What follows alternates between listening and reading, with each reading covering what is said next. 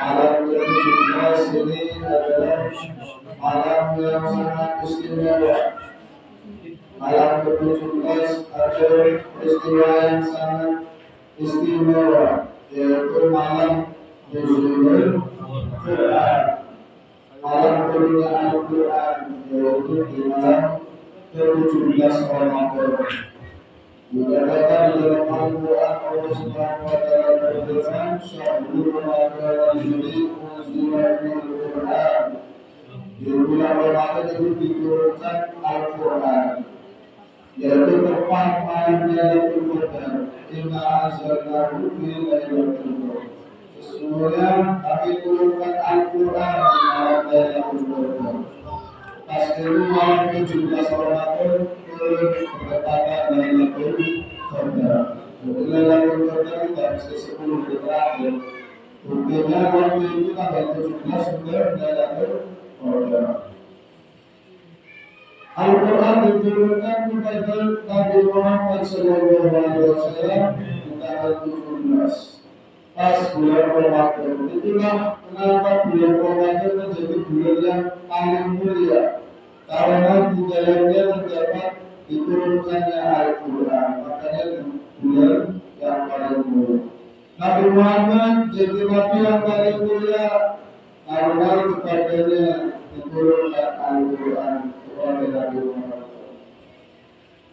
Umat Nabi Muhammad menjadi umat yang paling mulia karena Al-Quran diturunkan untuk umat Nabi Muhammad. Kemudian malaikat Jibril menjadi malaikat yang paling mulia karena ditugaskan untuk membawa Al-Quran disampaikan kepada Nabi Muhammad. Jadi siapapun yang berhubungan dengan Al-Quran pasti mulia.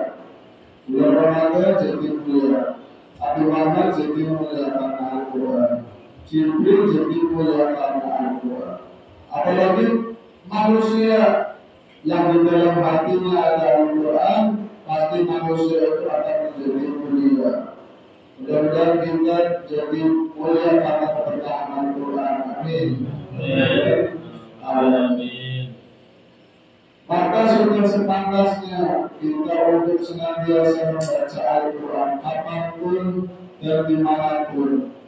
Karena Al-Quran turun untuk kita umat Nabi Muhammad. Jadi disempatkan setiap hari. Jangan lewat satu hari kecuali dengan membaca Al-Quran.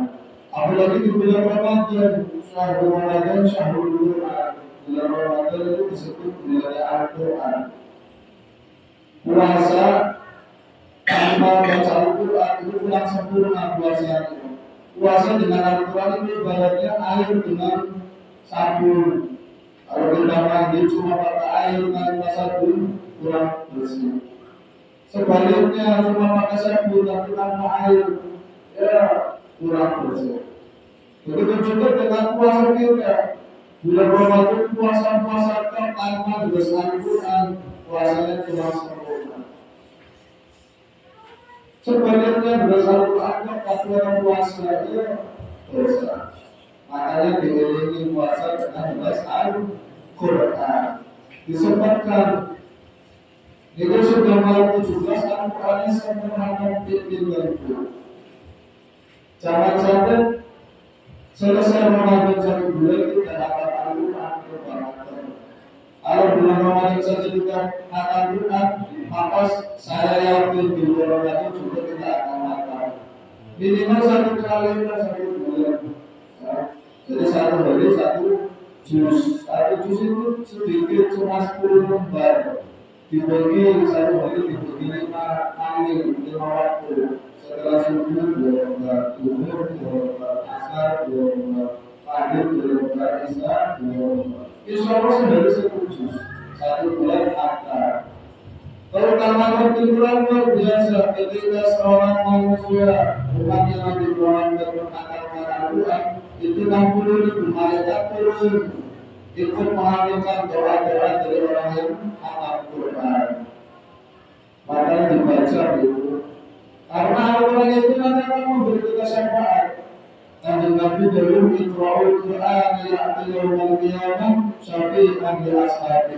Bacalah Al-Quran karena Al-Quran itu bisa menjadi penolong untuk bagi para pembacanya. Nanti di kuburan ke alam kubur kita gelap gulita. Tidak ada orang yang menemani kecuali Al-Quran akan datang dan menemani kita di alam kubur. Seperti orang yang senantiasa membaca Al-Quran. Dan kita mendapatkan syafaat Al-Quran. Walaupun bacanya kurang lancar, tidak apa-apa. Walaupun bacanya terbata-bata alias buatan batu, teruskan.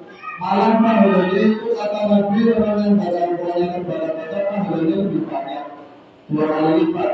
Satu pahala membaca Al-Quran, satunya lagi pahala kerja kerasnya untuk bisa berjuang membaca Al-Quran. Dan kita dapatkan syafaat Al-Quran, dapatkan syafaat di dunia dari akhirat, masuk bersama Al-Quran.